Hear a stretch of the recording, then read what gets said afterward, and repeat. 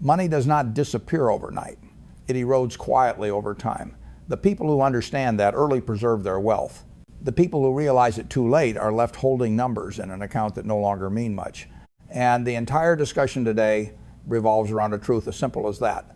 What is truly happening to your money right now? Why the year 2026 is presenting challenges that most financial advisors are not openly discussing. And more importantly, what principle has protected the assets of careful investors for nearly a century. The most important piece of this puzzle sits at the end of the road, where most of the crowd has already given up far too early. Before discussing that method, it is necessary to look directly at reality. The average American holds roughly $65,000 in savings. In the United Kingdom, a household holds around 17,000 British pounds. Most of that money sits in savings accounts, earning 4 to 5% interest. On the surface, that sounds reasonable, but the mathematics of inflation does not care about how something feels. Over the past 4 years, cumulative inflation in the United States and the United Kingdom has exceeded 20%. That means $100,000 in the year. 2020 now carries purchasing power closer to $80,000. You did not spend the money. You did not make a reckless investment. You simply left it sitting still, and $20,000 quietly disappeared. What concerns many experienced people in the market about the year 2026 is not the threat of a dramatic collapse. It is the policy trap. Central banks raised interest rates aggressively in order to contain inflation. Now the economy is beginning to slow. The pressure to cut interest rates is growing stronger. When rates come down, the returns on savings accounts fall with them. But inflation does not vanish overnight. You may receive only 2 or 3%, while the cost of living continues rising at 4 or 5%. That small gap, if it persists for many years, will erode your wealth, the same way rain slowly wears down stone. But that is only the surface layer. The deeper problem is that currency debasement has become a long-running rule of the system. Since the Federal Reserve was established in 1913, the United States dollar has lost more than 96% of its purchasing power. The British pound has followed a similar path. This is not a conspiracy theory. These are numbers written plainly on paper. When governments carry mountains of debt, they rarely repay them in the conventional way. Inflation is often allowed to do the difficult work.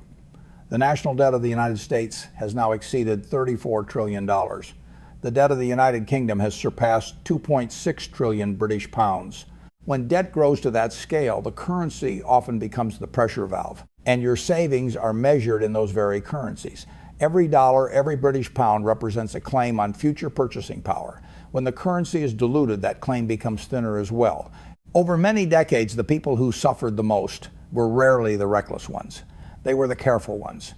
The people who worked diligently. The people who believed that keeping money in the bank was sufficiently safe.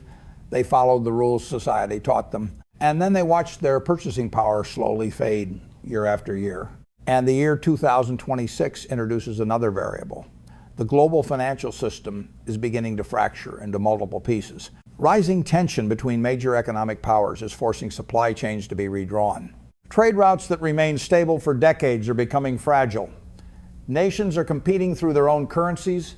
They weaken their currencies in order to support exports and stimulate growth. When every nation enters that race at the same time, the person holding cash is the one standing at the end of the line. I do not say this to create fear. I say it because reality deserves to be faced directly. The rules that worked for the previous generation are changing right before our eyes. Keeping money in a savings account and hoping everything will be fine is not a strategy. It is a slow process of loss. But the most dangerous part appears in the next mistake. And this mistake has cost people more wealth than almost any market crisis in modern history. When people begin to worry about their savings, most do not respond with logic. They respond with emotion. They withdraw money from stable investments simply because the market becomes volatile. Then they rush into whatever appears to be the hottest opportunity at that moment. Cryptocurrency after prices have already risen too quickly, meme stocks spreading across social media, stories of enormous profits repeated as if risk no longer exists. The result is almost always the same. They buy at high prices when excitement reaches its peak, and they sell when fear finally appears. They become the most vulnerable kind of investor in the market, the person who makes decisions based on emotion rather than principle. But panic has never been a strategy, and chasing trends is not a way to protect wealth. If your goal is to preserve the purchasing power of your money in the year 2026, the answer does not lie in a secret investment. It also does not lie in trying to predict the exact moment the market will move. What truly matters is understanding the principles that have protected wealth through many decades of financial crises. Before discussing those principles, there is one thing that must be stated clearly. Much of the financial advice you hear every day was never designed to make you wealthy. The financial industry earns money when your money moves. When you are afraid, they sell products that appeal to fear. When you feel greedy, they sell products designed for that greed. When you are confused, they have products for confusion as well. Whatever your emotion may be, the system always finds a way to turn it into a transaction. Financial media operates according to a similar logic. Attention creates revenue, and the fastest way to capture attention is to present conflicting messages.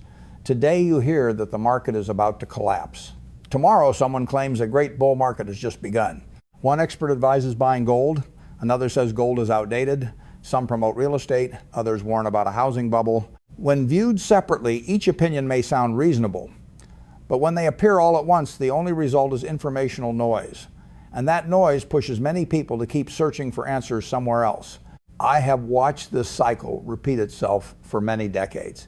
The faces change, the fashionable assets change as well, but the mechanism behind it remains almost identical. So instead of chasing every new opinion that appears, return to a more important question. What truly protects wealth over time? The answer is not a single action.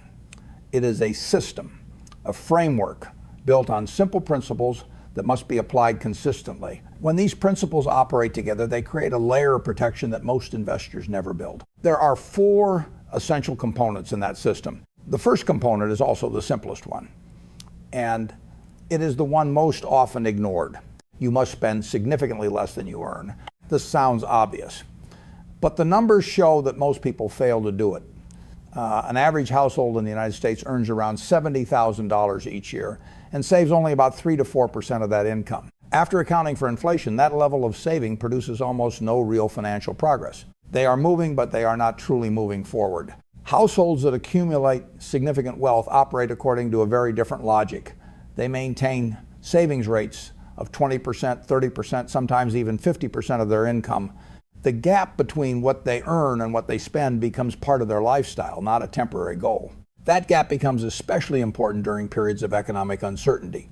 When income becomes less predictable, people with a wide financial margin have more choices. They can adapt to volatility. They can wait for opportunity.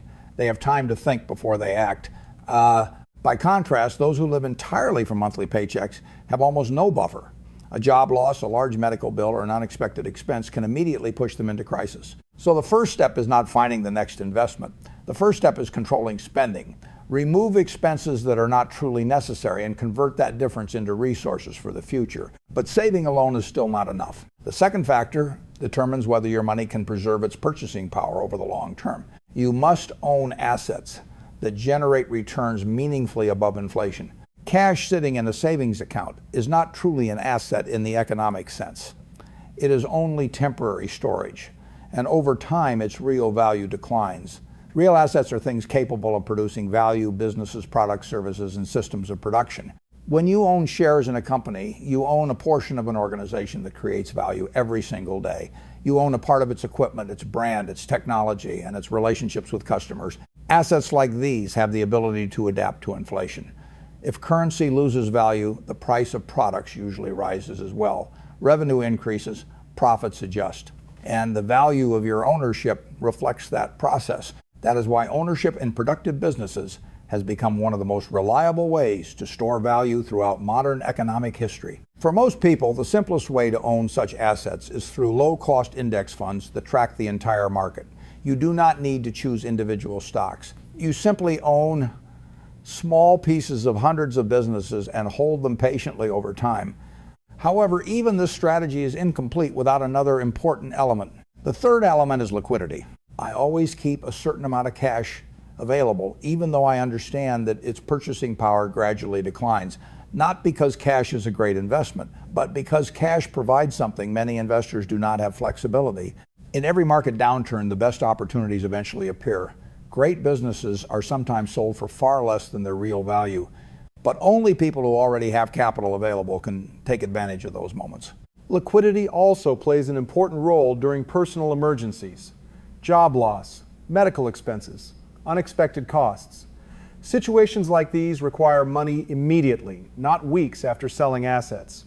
So a practical rule is to maintain at least 6 months of essential living expenses in highly liquid cash, not locked inside long-term investments and available the moment it is needed. This money is not meant for investing. It is a layer of financial insurance. It gives you the ability to remain calm when markets become chaotic and when life presents unexpected challenges. Of course, this cash will lose some purchasing power because of inflation, but that cost buys flexibility and safety. However, even these three elements are still incomplete without the fourth. But those three elements are still not enough to complete the system. There is one final element, and this element determines whether all the previous principles are actually carried out. You must automate the process. Human beings are not very good at making financial decisions consistently. We are influenced by emotion. We are easily distracted. We begin with very good intentions, but over time, discipline gradually weakens. Studies of investor behavior reveal a pattern that repeats itself. Individual investors often buy after prices have already risen sharply and sell when the market is falling. They chase assets that have just produced large returns. They panic during downturns, and they become overconfident during periods of growth. The result is an interesting paradox. Many investors earn lower returns than the very investments they hold, simply because they keep interfering with the process. The solution to this problem is not trying to become psychologically perfect. The solution is to design a system in which emotions no longer play an important role. Automate it. Set up an automatic transfer from your bank account to your investment account immediately after you receive your income. Choose your asset allocation based on long-term principles, not short-term predictions. Then allow the system to carry out that plan steadily. People who accumulate great wealth do not always possess extraordinary discipline. What they possess are systems that make discipline almost unnecessary. Money is moved before they have time to convince themselves to spend it. The investment is made before emotion interferes. The plan is executed repeatedly, month after month, year after year. Over time, that repetition itself creates the power of compound interest. So if we turn all of these principles into a simple plan for the year 2026, it would look like this. The first step is to calculate precisely the gap between your income and your spending. Then find ways to widen that gap. If you can increase your savings rate by an additional 10%, its impact over the next 10 or 20 years will be far greater than searching for a perfect investment. This usually begins with very simple changes. Cancel subscriptions you do not truly use. Optimize housing or transportation costs if possible. Every dollar or pound saved today becomes investment capital for tomorrow. The second step is to make sure you are taking advantage of the appropriate investment accounts in your country. In the USA, that may mean maximizing contributions to a 401k retirement plan, especially if your company offers matching. After that comes a Roth IRA account. In the United Kingdom, many investors use an ISA account to invest tax-free within the permitted limits. In Canada, TFSA is a very effective wealth-building tool. In Australia, making additional contributions to a retirement fund can provide significant long-term benefits. These structures differ between countries, but the common goal is the same. They help your money grow more efficiently over time. The third step is to choose low-cost index funds that represent productive businesses. A fund that tracks the S&P 500, a total stock market fund, or a global equity fund, can all serve as a foundation. Keep the strategy simple. Complexity is often the enemy of consistent execution. The fourth step is to establish an automated system. Immediately after each paycheck, a portion of the money moves directly into investments. No need to reconsider every month. No need to make a new decision each time. You design the system once and then allow the system to do the rest of the work. The fifth step is to maintain an emergency reserve equal to about 6 months of living expenses in an easily accessible savings account. If you are forced to use it, replenish it as soon as possible. That reserve is not intended to produce returns. It exists to provide stability when unexpected events occur. When the market falls sharply and you feel the urge to sell everything, return to these principles. When a new investment promising extraordinary profits appears, return to these principles. Simple principles are rarely exciting, but history shows that they are remarkably effective. Markets will continue to move in cycles. Inflation will continue to change the purchasing power of money. Economic storms will arrive from time to time, but you do not have to face them unprepared. Build your system starting now. Automate it, and then allow time to do the most important work. That is how wealth is protected. That is how fortunes are built over decades.